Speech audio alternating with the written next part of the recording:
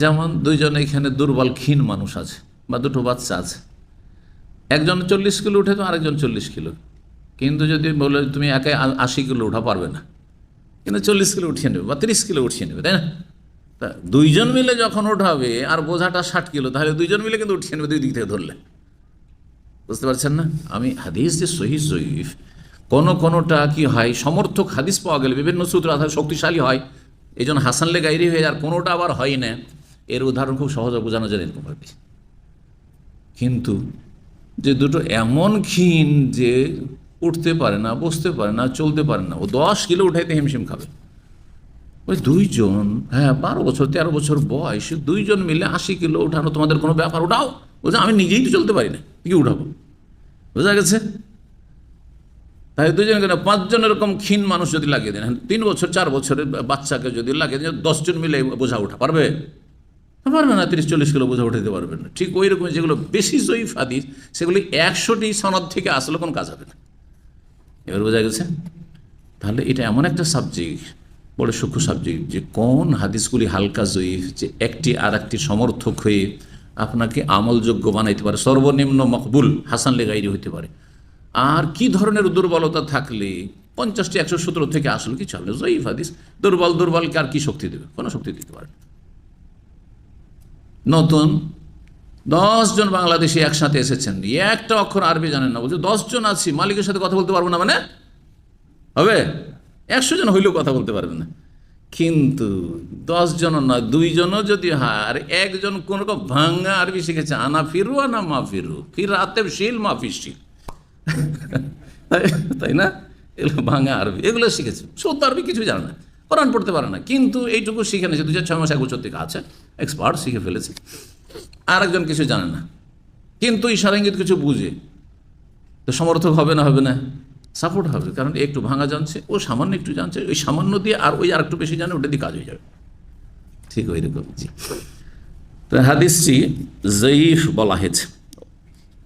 আল্লামা আলম রহমাতুল্লাহ আলাই হাদিসটিকে জয়ীফ তিরমিজির একটি যে খণ্ড রয়েছে, তাতে তিনি হাদিসটিকে জয়ীফ বলেছেন। জি, দ্বিতীয় দোয়া শুনুন এই মর্মে, ওফিহি মিন হাদিস আমর ইবনে শুআইব, আর এই মর্মে আমর ইবনে শুআইব রাদিয়াল্লাহু তাআলা থেকে একটি হাদিস বর্ণিত হয়েছে। সাধারণত আমর ইবনে শুআইব রাদিয়াল্লাহু তাআলা আনহুর সূত্র দিয়ে হাদিস বর্ণিত হয়, সে হাদিসটি হাসান। এটা একটা ফর্মুলা জানেন, আমর ইবনে শুআইব আন আবিহি আন জাদ্দিহি, আমর বর্ণনা করেছেন শুআইব থেকে, আন আবিহি আর তার পিতা থেকে, মানে শুআইবের পিতা থেকে বর্ণনা করছেন, আর তার আন জাদ্দিহি তার দাদা থেকে, মানে আমরের দাদা থেকে। তিনি সাহাবী আব্দুল্লাহ বিন আমর বিন আস। আমর ইবনে শুআইব আন আবিহি আন জাদ্দিহি, মানে আমর ইবনে শুআইব বিন আব্দুল্লাহ বিন আমর ইবনে আস। আব্দুল্লাহ বিন আমর বিন আস বাপ বেটা দুজনেই সাহাবী, আব্দুল্লাহ সাহাবী আর আমর বিন আস সাহাবী, যে মিশরের গভর্নর ছিলেন। তো এই সূত্রটির সম্পর্কে মুহাদ্দিসদের ইখতিলাফ আছে। কেউ কেউ বলেছেন না, আমর ইবনে শুআইবের যত হাদিস রয়েছে সব দুর্বল, এটা একটি মন্তব্য। কিন্তু দেখা গেছে অধিকাংশ হাদিসগুলিতে যে হাদিস কমপক্ষে হাসান, আমলযোগ্য। তো এই হাদিসটি হাসান। কি কানা রাসূলুল্লাহ সাল্লাল্লাহু আলাইহি ওয়া সাল্লাম মিন আল ফাজা, রাসূলুল্লাহ সাল্লাল্লাহু আলাইহি ওয়াসাল্লাম মানুষকে ভয়ভীতির সময় বা আতঙ্কের সময় শিখাতেন। আতঙ্কিত হলে, উদ্বিগ্ন হলে, পেরেশান হয়ে গেছে ভয়ে হয়তো, তো তুমি তোমার পেরেশানি দূর করার জন্য, আতঙ্ক অনেক সময় হয় মারাত্মক ভয়ঙ্কর স্বপ্ন দেখলে, ভয়ঙ্কর স্বপ্ন দেখছেন, ঘুমের অবস্থায় সাপ আপনাকে পেঁচিয়ে ধরেছে, আর হঠাৎ করে ঘুম ভেঙে গেছে, থরথর করে কাঁপছেন, ঘুম ভাঙার পরেও কাঁপুই থামছে না, হয় না? হয় না? দেখছেন গলা টিপে ধরেছে, দুশ্মন এসে, যার সাথে ঝগড়া দ্বন্দ্ব চলছে, একবার গলা টিপে ধরেছে, মেরে ফেলে দিবে। হ্যাঁ, আর ঘুম ভাঙার পরে থর করে কাঁপছে, সত্যি জানো, মনে হয় যে সত্যি আসলে কিন্তু আমাকে মারছিল, সাপে দংশন করছে। অথবা অনেক সময় স্বপ্ন এরকম দেখা যায়। জি, আমি 2-1টা স্বপ্ন দেখেছি, বাহ্যিক দেখলে সুবহানাল্লাহ ভয় লাগে, আর ভয় হওয়ার কথা। দেখছি 2 জনে সাঁতার করছি, আর চারিদিকে এত বন্যা, করোনার আগে স্বপ্ন দেখেছি, বন্যা, সুবহানাল্লাহ এত বেগে পানি আসছে, আল্লাহ যাবো কোন দিয়ে, কোন থেকে আসা দেব।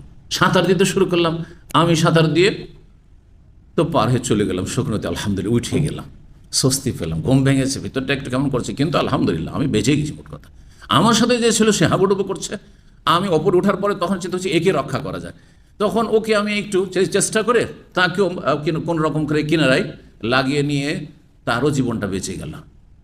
এই স্বপ্ন দেখলাম, চিন্তা করলাম যে করোনার যে পরিস্থিতি আসছে, এতে একটা বড় ধরনের একটা মানুষের জীবনে আতঙ্ক আসবে, যেখানকার পরিস্থিতি ইত্যাদি ইত্যাদি।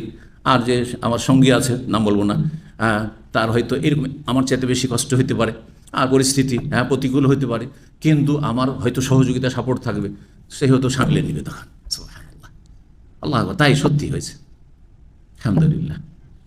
তো এই ধরনের স্বপ্নগুলো দেখলে অনেক সময় ভয় পেয়ে যায় মানুষ। এছাড়া অনেক ইমানের দুর্বলতা, হালকা স্বপ্নে ভয় পেয়ে যায়।